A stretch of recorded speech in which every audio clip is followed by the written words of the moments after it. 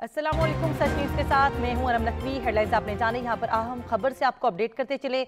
Chairman PTI Imran Khan से सच news के senior anchor person अमीर अब्बास की जमान पार्क रिहाइशगाह पर मुलाकात हुई। गुफ्तगू के दरमियान इमरान खान ने आइंदा चंद दिनों में हालात बेहतर होने का इशारा दे दिया है। चेयरमैन पीटीआई कहते हैं, अगर कोई मुझे झुकाना चाहता है तो ये नहीं हो सकता। मैं ना किसी के पाँव पकड़ूंगा और ना ही माफ़ी मांगूंगा। उन्होंने मजीद क्या कहा, जान लेते हैं सीनियर एंकर पर्सन अमीर अब्बास साहब से। जी सर, बताइए कि आपकी मुलाकात में क्या क्या किन किन अमूर पर बातचीत हुई? जी, एक तो बहरहाल एक पूरा तनाजुर है इस वक्त इमरान खान साहब की पार्टी में से, जिस तरह लोग छोड़कर जा रहे हैं, लाताल्लुकी का इजहार कर रहे हैं और वो जलसा नहीं कर सकते। इमरान खान साहब मीडिया पर नहीं आ सकते, उनके इंटरव्यूज नहीं हो सकते, वो बाहर नहीं निकल सकते, मुकदमात है। मुझे इस बात का अंदाजा था या खदशा था कि जब उनसे मुलाकात होगी तो वो बहुत फिक्रमंद होंगे और वो शायद मायूस होंगे और वो सरेंडर करने को तैयार होंगे। लेकिन उनका जो एतमाद है वो नाकाबिले यकीन हद तक था। और भी जो हमारे साथ साहबी दोस्त थे, हमारे लिए ताज्जुब की बात थी कि एक शख्स जो इतने सख्त रियासती ताकत का सामना कर रहा है और उसकी जमात, लेकिन उसके माथे पर कोई शिकन नहीं है और कोई घबराहट या मायूसी का कोई एहसास नहीं है कि क्योंकि मेरे सारे साथी जो है उनको तोड़ दिया गया है और अब अकेला। बल्कि हमने पूछा उनसे कि आप अगर अकेले रह जाएंगे तहरीक इंसाफ में तो फिर कैसे चलेगी तहरीक इंसाफ।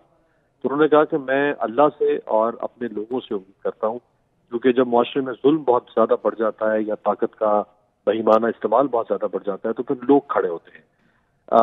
उनसे मैंने सवाल किया बारहा कि इन हालात में मुमकिन नहीं है कि आप इलेक्शन में जाएं, या आप कैसे इलेक्शन लड़ेंगे? या तो आपकी जमात मुकम्मल तौर पर बंद हो चुकी होगी उस वक्त तक, या आपके लोग छोड़ के जा चुके हैं, वो और जमातों में होंगे, तो आपके पास तो कैंडिडेट्स नहीं।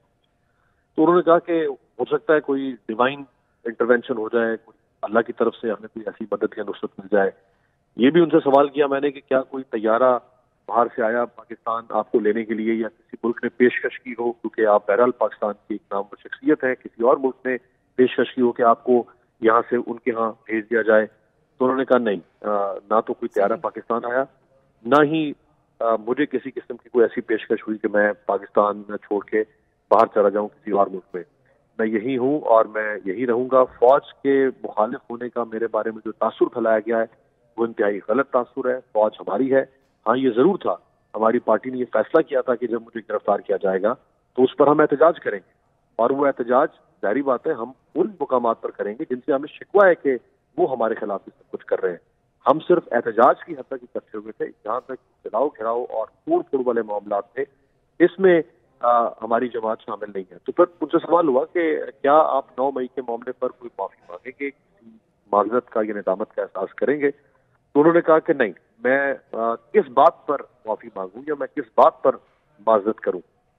9 मई को मैंने या मेरी जमात ने तो कोई मुनज़्ज़म जुर्म सरजद नहीं किया है। हाँ, हमने एहतजाज किया है और पाकिस्तान में कोई भी मकाम ऐसा नहीं है जहाँ पर आप पुरअमन एहतजाज नहीं कर सकते। हम एहतजाज को ओन करते हैं, लेकिन हम किसी जुर्म को ओन नहीं करते। इसके अलावा उनसे जो मुख्तलिफ उनकी जमात की फ्यूचर स्ट्रेटजी पर बात हुई तो उसमें वो कुछ जगहों पे क्लियर नहीं थे, या शायद वो अभी उसका इजहार नहीं कर रहे थे। लेकिन हमें यूँ लगा कि शायद उनके पास अभी मुस्तकबिल की कोई वाज़ेह हिकमत अमली नहीं है। वो शायद वक्त को देख के हिकमत अमली मुरतब करेंगे, जैसे जैसे उनकी जमात के साथ मामला आगे चलेंगे रियासत के, उसके तहत। फिर आर्मी चीफ जो मौजूदा है उनके बारे में भी सवाल हुआ, जनरल बाजवा के बारे में सवाल हुआ। तो उन्होंने कहा कि मेरी उनसे 2 बार मुलाकात हुई है जनरल बाजवा से।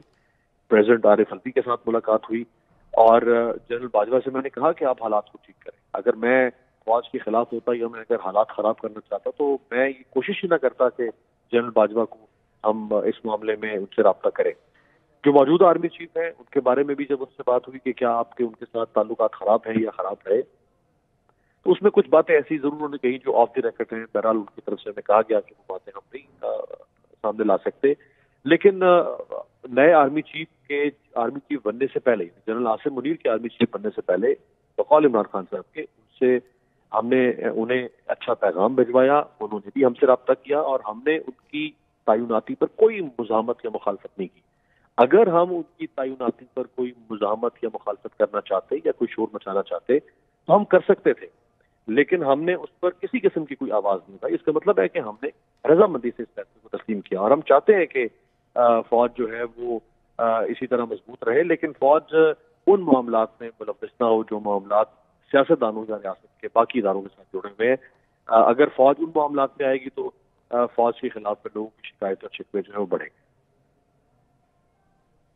بہت شکریہ، سینئر اینکر پرسن امیر عباس ہمارے ساتھ موجود تھے۔